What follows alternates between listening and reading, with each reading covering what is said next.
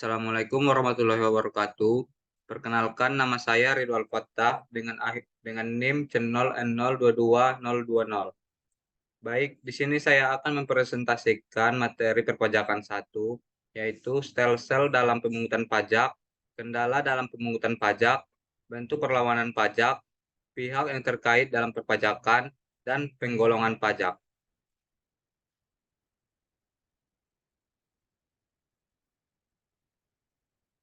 Baik, yang pertama yaitu stelsel dalam pemungutan pajak. Stelsel Stelsel pajak merupakan sistem pemungutan pajak yang digunakan untuk menghitung besarnya pajak yang harus dibayarkan oleh para wajib pajak. Ada 3 jenis pemungutan pajak dengan stelsel. Yang pertama, stelsel nyata atau real stelsel. Stelsel nyata atau real stelsel merupakan salah satu jenis pemungutan pajak yang didasarkan pada objek atau penghasilan yang diperoleh sesungguhnya atau penghasilan nyata untuk pajak penghasilan. Yang kedua ada stelsel fiktif. Stelsel fiktif adalah jenis pemungutan pajak yang didasarkan pada anggapan yang diatur oleh suatu undang-undang, tergantung pada peraturan perpajakan yang berlaku. Yang ketiga ada stelsel campuran. Stelsel ini merupakan kombinasi antara stelsel nyata dan stelsel fiktif. Pada awal tahun, besarnya pajak dihitung berdasarkan suatu anggapan. Kemudian pada akhir tahun, besarnya pajak disesuaikan dengan keadaan sebenarnya. Apabila kenyataannya besarnya pajak lebih besar daripada pajak menurut anggapan, maka wajib pajak harus menambah pembayaran. Sebaliknya, apabila besaran pajaknya menurut kenyataan lebih kecil daripada pajak anggapan, maka wajib pajak dapat meminta kembali kelebihannya atau direstitusi atau dapat juga dikompensasi. Yang kedua yang akan dibahas yaitu kendala dalam pemungutan pajak. Kendala dalam pemungutan pajak secara umum, yang pertama berbagai peraturan pelaksanaan undang-undang yang seringkali tidak konsisten dengan undang-undangnya. Yang kedua, yaitu kurangnya pembinaan antara pajak daerah dengan pajak nasional. Yang ketiga, database yang masih jauh dari standar internasional. Yang keempat ada lemahnya penegakan hukum atau law enforcement terhadap kepatuhan membayar pajak bagi penyelenggara negara. Yang kelima ada kurangnya atau tidak adanya kesadaran masyarakat. Baik, yang ketiga yang akan dibahas yaitu bentuk perlawanan pajak. Perlawanan terhadap pajak tersebut terdiri dari yang pertama perlawanan pasif. Perlawanan pasif yaitu perlawanan yang inisiatifnya bukan dari wajib pajak itu sendiri, tetapi terjadi karena keadaan yang ada di sekitar wajib pajak itu. Perlawanan pasif terdiri dari hambatan-hambatan yang mempersukar pemungutan pajak dan yang erat hubungannya dengan struktur ekonomi suatu negara, perkembangan intelektual dan moral penduduk, dan dengan teknik pemungutan pajak itu sendiri. Yang kedua, ada perlawanan aktif. Perlawanan aktif adalah perlawanan yang inisiatifnya berasal dari wajib pajak itu sendiri, bertujuan untuk menghindari pajak atau mengurangi kewajiban pajak yang seharusnya dibayar. Ada 3 cara perlawanan aktif terhadap pajak, yaitu yang pertama penghindaran pajak atau tax avoidance.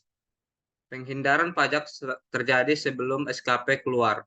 Penghindaran pajak dilakukan dengan 3 cara, yaitu menahan diri. Yang dimaksud dengan menahan diri yaitu wajib pajak tidak melakukan sesuatu yang tidak dikenai pajak.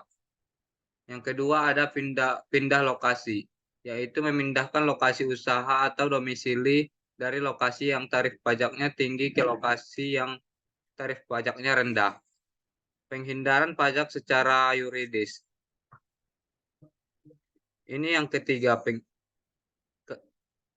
penghindaran pajak secara yuridis biasanya dilakukan dengan memanfaatkan kekosongan atau ketidakjelasan undang-undang. Yang kedua, cara perlawanan aktif terhadap pajak yaitu pengelakan pajak atau tax evasion. Pengelakan pajak dilakukan dengan cara-cara yang melanggar undang-undang. Pengelakan pajak terjadi sebelum SKP dikeluarkan. Yang ketiga, melalaikan pajak. Melalaikan pajak terjadi setelah SKP keluar. Melalaikan pajak adalah menolak pembayaran pajak yang telah ditetapkan dan menolak memenuhi formalitas-formalitas yang harus dipenuhi oleh wajib pajak dengan cara menghalangi penyitaan. Yang keempat, ada perlimpahan pajak.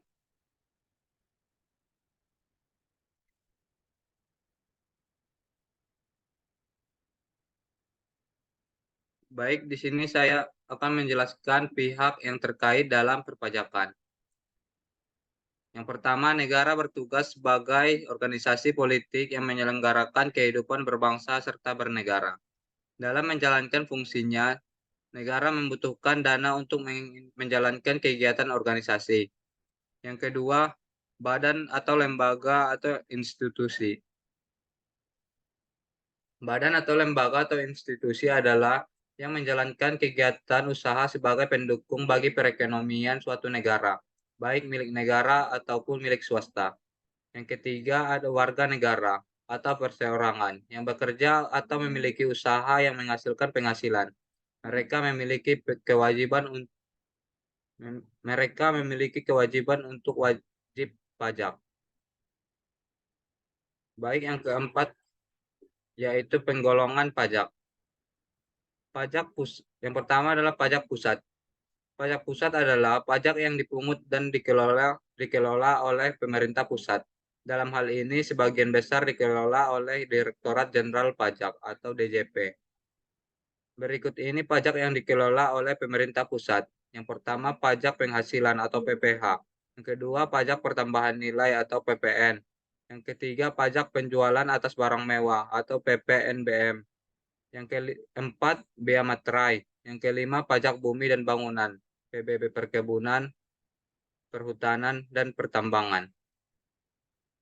Yang kedua, ada pajak daerah. Pajak daerah merupakan pajak-pajak yang dipungut dan dikelola oleh pemerintah daerah baik di tingkat provinsi maupun kabupaten atau kota. Berikut ini contoh pajak yang dikelola oleh pemerintah daerah. Yang pertama ada pajak provinsi yang terdiri dari pajak kendaraan bermotor, biaya balik nama kendaraan, bermotor, pajak bahan bakar kendaraan bermotor, pajak air permukaan. Yang kedua ada pajak kabupaten atau kota yang terdiri dari pajak hotel dan pajak restoran. Penggolongan pajak berdasarkan sifatnya. Yang pertama, pajak subjektif adalah pajak yang berpangkal pada subjeknya, sedangkan pajak objektif berpangkal kepada objeknya. Suatu pungutan disebut pajak subjektif karena memperhatikan keadaan diri wajib pajak. Contoh pajak subjektif adalah pajak penghasilan atau PPH yang memperhatikan tentang kemampuan wajib pajak dalam menghasilkan pendapatan atau uang. Yang kedua, pajak objektif merupakan pungutan yang memperhatikan nilai dari objek pajak. Contoh pajak objektif adalah pajak pertambahan nilai atau PPN dari barang yang dikenakan pajak.